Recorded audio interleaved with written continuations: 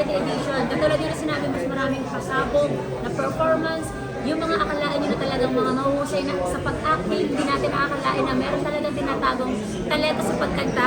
At syempre, may mga kaabang-abang din talaga na hindi nyo aakalain na magagawa pala nila yun. Kaya tutok lang mga kaawit bahay.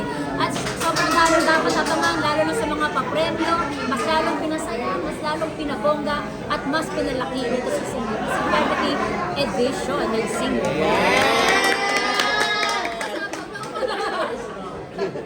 May bagong news. Yes! Isa yun sa bago. So, para sa akin pinakaabang-abang is yung mga mall shows po natin. And meron po kami sa Tansa sa September 27 po, this Saturday.